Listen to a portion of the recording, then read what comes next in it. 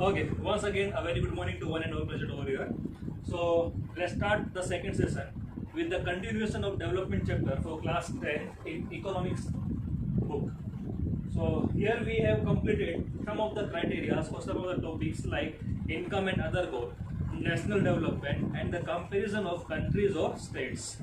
In the previous session, we were done with the comparison of different countries. Now we will go for the comparison of different states. For the comparison, we are having many criteria. In that, we have taken some of the criteria like per capita income, literacy rate, net attendance ratio, and IMR. You all know very well why, because I have given all these things in your homework. So let's go through with this again. With the per capita income, let's take the per capita income as a comparison criteria for the states. For the states, I have noted down some of the states over here: Haryana, Kerala, and Bihar. These are the three selected states whose per capita income is also associated against them. This is the state column, and here is the per capita income for 2015-16 in rupees.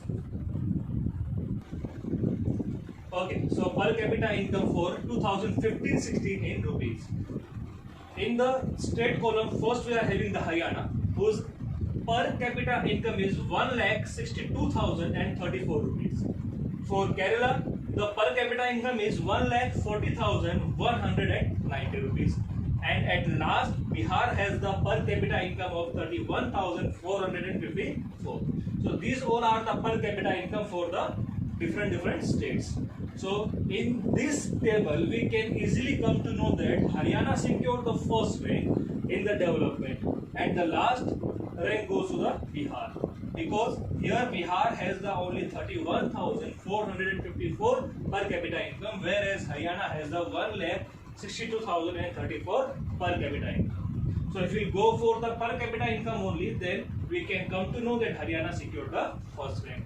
But only per capita income is not enough to compare any country or any state.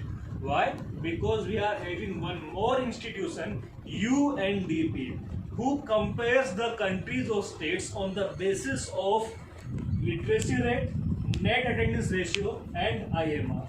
Why this institution compares all these criteria? Because every human being have their own indexes, which is known as HDI, Human Development Index. In any human being, we are having the criteria of per capita income, their literacy rate, net attendance ratio, and IMR. What IMR stands for? IMR stands for infant mortality rate. Okay, before move ahead, I would like to go through with this definitions of literacy rate, net attendance ratio, and IMR. Literacy rate. This is the comparison criteria for the state as well as country. So this is the first criteria by UNDP, which says that it measures the proportion of literate population. It measures the proportion of literate population in the 7 and above age group. What this definition is trying to say, if we are having the number of person in the age of 7 or above, if these persons are able to write their name, we will take very short example. If these students or these persons are able to write their name in either of the language which is selected by the Indian government, either of the languages, whether it is Hindi, English, Gujarati, or any language, if these persons able to write, read, or they can understand, they can speak any of the language, then they will not be considered as the illiterate. They will be considered as the literate person. So here we are having the literacy rates definition, that it measures the proportion of literate population in the 7 and above age group. अगर 7 साल या उससे ऊपर की उम्र के लोग कोई भी एक लैंग्वेज में लिख सकते हैं, बोल सकते हैं और पढ़ सकते हैं, तो वो लिटरेट कहलाएंगे। और जितने भी टोटल पॉपुलेशन है, मान लीजिए हमारे देश में 10 लोग रहते हैं, कितने लोग? 10। उस 10 में से 7 लोग जो हैं वो किसी भी एक लैंग्वेज में पढ़ लिख और बोल सकते हैं, तो वो 7 लोग जो है क्या कहलाएंगे? लिटरेट, यानी we are having 70% of literacy rate. Okay, understood? This was the definition of literacy rate. Okay, now second we are having the second criteria we are having net attendance ratio. Net attendance ratio, it is the total number of children, it is the total number of children of age group 14 and 15. Please mark this point. Total number of children of age group 14 and 15 years who attending school as a percentage of total number of children in the same age group. Okay, let me take an example.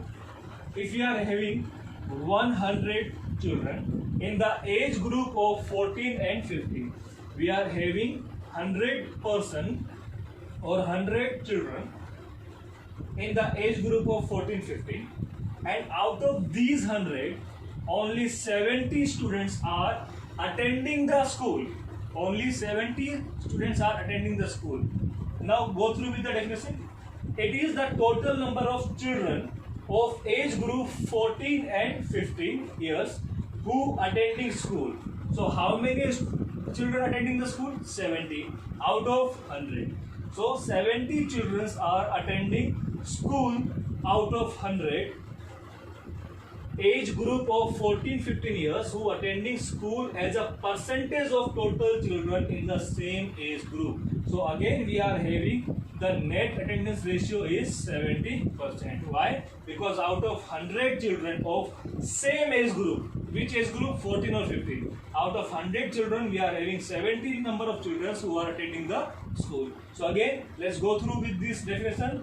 It is the total number of children of age group 14 and 15 years who attending school as a percentage of total number of children in the same age group.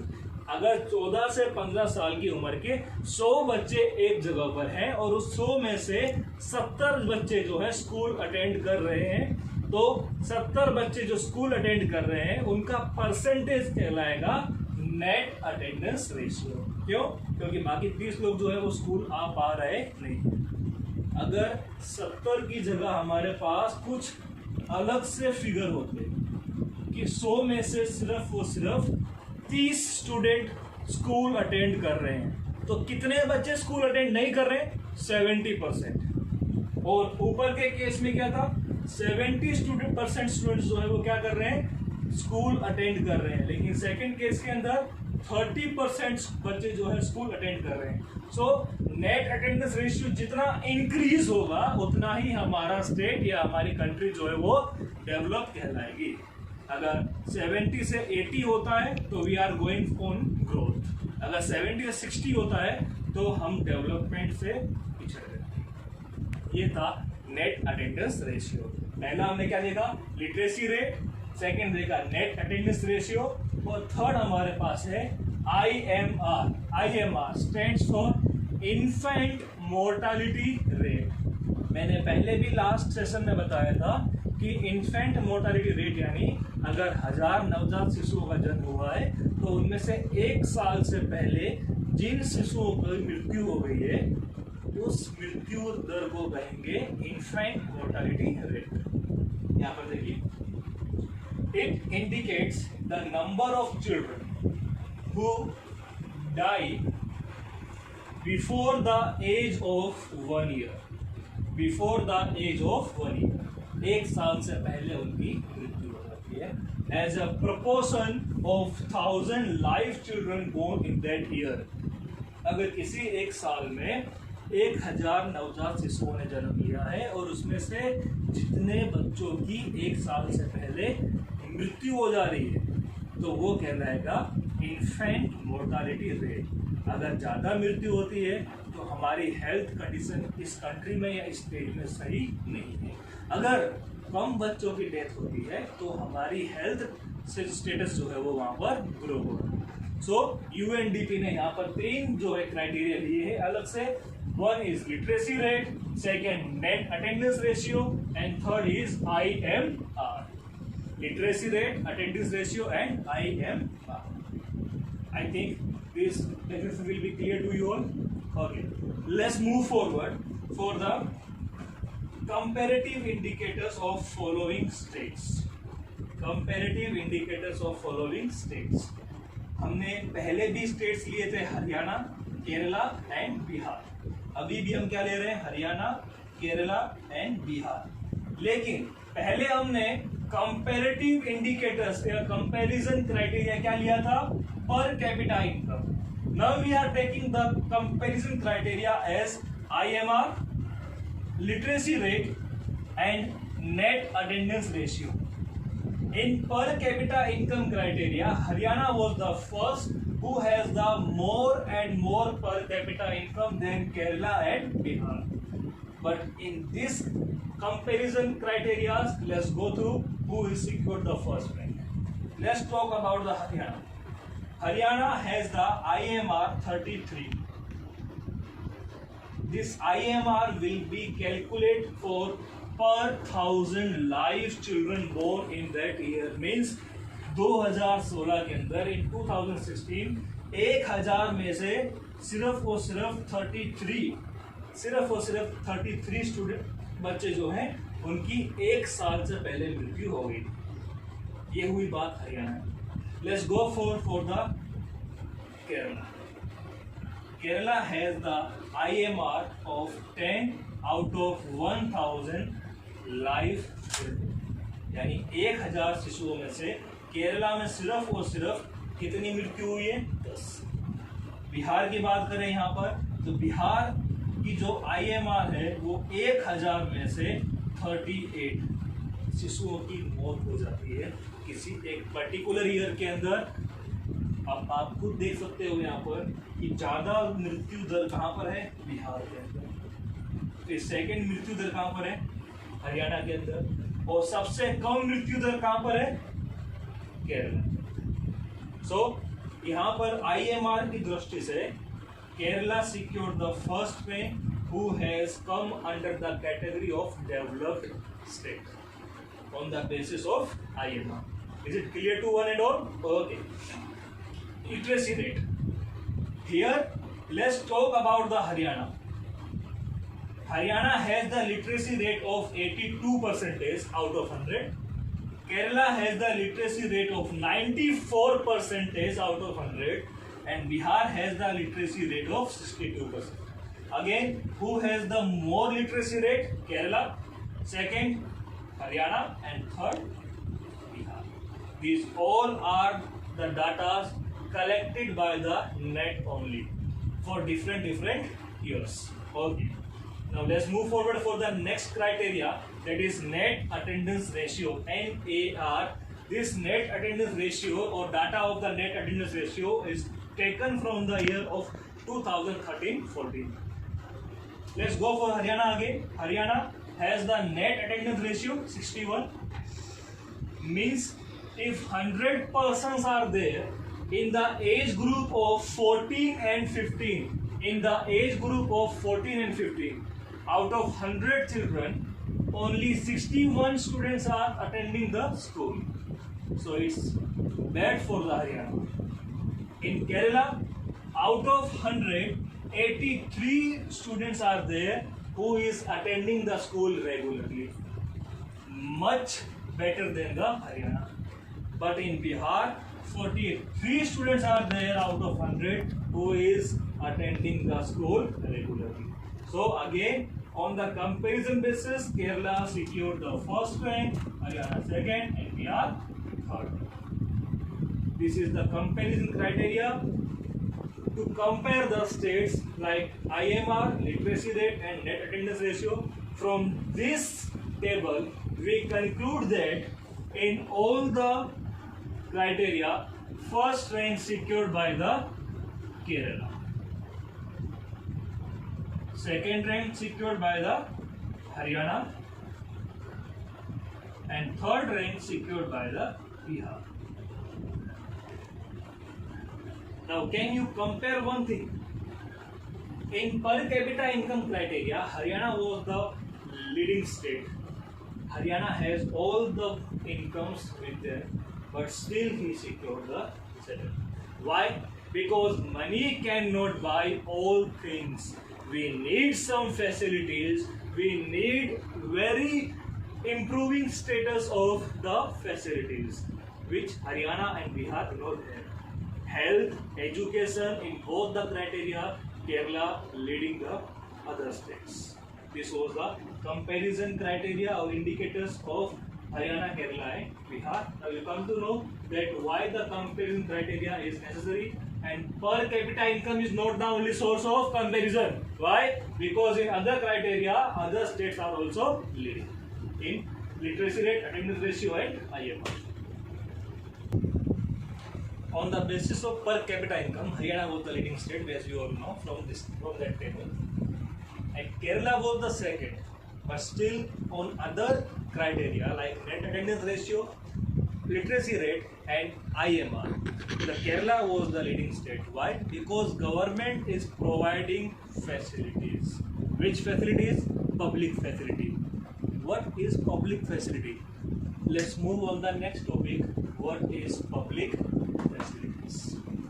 Facilities which are provided by the government considered as public facility like school, hospitals and transport, etc. We are having private school as well as government school. We are having private hospitals as well as government hospitals. We are having transportations like private vehicle, but we are still having the transportation which is provided by the government at cheaper rate. Why the government providing the transport, hospitals and school facilities at cheaper rate? Because the government know that this economy has the three state of persons. One state is of rich, second state of middle class and third state of poor. So each and every class of the people cannot afford the private facilities. So government provides the public facilities so that poor as well as middle class can afford the facilities like schools, hospitals and transportations. So here we are having some of the examples: schools, hospitals and transport. Second, as we know that the Punjab has more income than the average person of Kerala, but Kerala has low IMR. Punjab has the more per capita income than the Kerala, but still Kerala is having the less and less IMR. What is IMR? Infant mortality rate. The rate of children who die before the age of 1 year per 1,000 live children. Okay. We need public facility because we are not able to purchase all things by money. We need public facilities. Why? Because we do not able to purchase all things by money. We are having money. Still some of the things are there that we cannot purchase by money, like environment, which is pollution free. So pollution free environment we cannot purchase. We cannot purchase the environment disease free. Okay. So these were the public facility which is provided by the government to the all the classes of persons, whether it is rich, middle class or poor people. The next topic we are having in development chapter is sustainability development. The sustainability development means in Hindi सतत पोषणीय विकास. अब विकास का नाम आता है तो वापस से हमें क्या देखना है? ग्रोथ. ह्यूमन की ग्रोथ. ह्यूमन की ग्रोथ कैसे होगी? We are having the criterias which is known as HDI, Human Development Index. Human Development Index are income, education and health. We want to increase our growth, we want to increase our development with this criteria, but on what sources?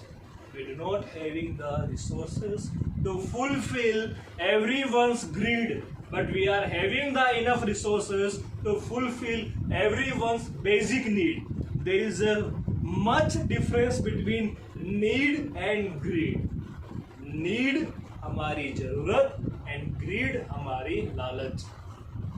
हमारे राष्ट्रपिता महात्मा गांधी ने कहा था कि we are having the enough resource to fulfill everyone's basic need, but we do not have the resources to fulfill even one person's greed. Why? Because we are having limited number of water, we are having limited number of energy. If we will go on use unnecessarily, the needy person will not be able to get that thing. So let's go for the sustainable development. What the sustainable development says? It refers to development of human. It refers to development of human with at the same time sustaining the ability of natural system. Means humans should develop themselves but do not harm the environment. We want house, we want the shelter, we want the land, but we cannot cut the trees for our shelter. If we will go for cutting the trees, this will known as deforestation, and deforestation is not good for the environment. It will create problem for us.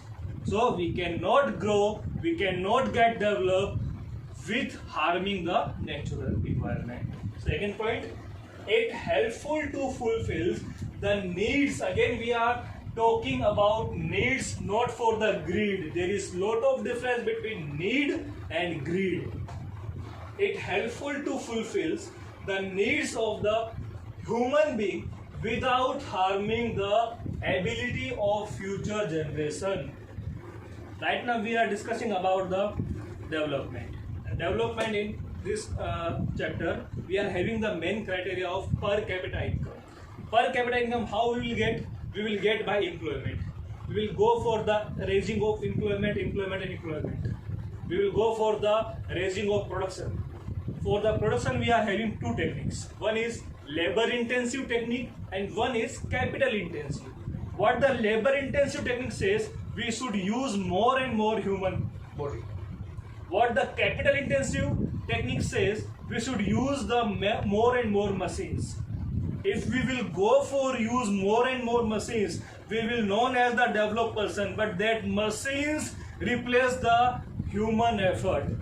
We will do not have any need of human being. We will go for the purchase machines. Only single machine will work for the 100 people. At the same time, purchasing of machine, we will go for the unemployment of 100 persons. That 100 persons will get unemployed, and that machine will be regulated by energy. And for energy, we are using fuels like petrol. We are using diesels.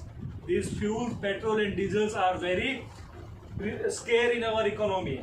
We do not have this renewable resource. This fuel is the non-renewable resource. If we will go for the using more and more non-renewable resource, our future generation will get to compromise with these resources. We will not have that much resource to fulfill our future generation as well.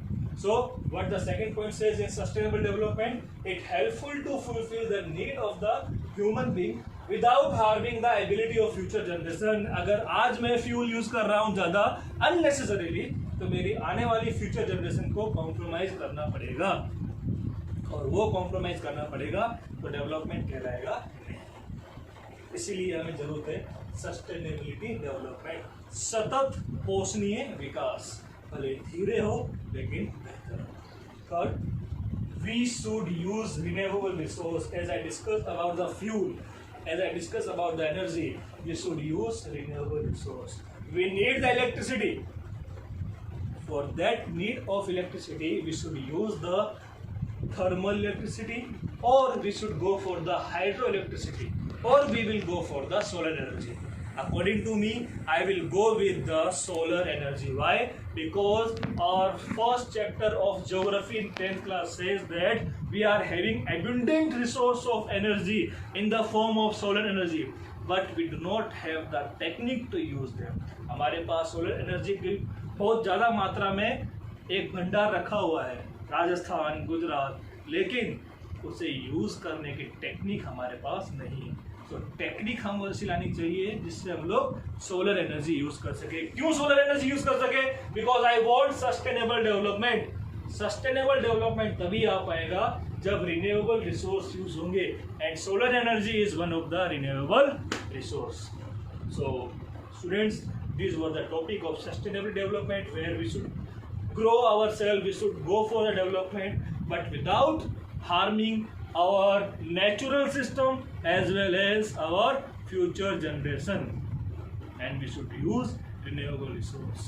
This was the topic of sustainability development. This was the topic of public facility, and we have earlier already learned about the literacy rate, per capita income, net attendance ratio, and IMR. These were the 4 criteria in which we can compare the state, we can compare the countries. And which institute compares this criteria for per capita income? World Bank or IMF?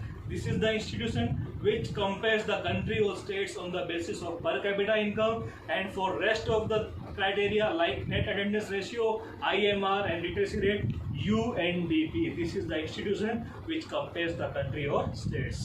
On the per capita income, we are having the leading state Haryana, but we have also gone through with the other criteria where we found that the Kerala has the low per capita income, but still it leads the states, other states. Why? Because there is a public facility provided by the government, and the public facilities is used by the people very carefully, because we go for the sustainability development.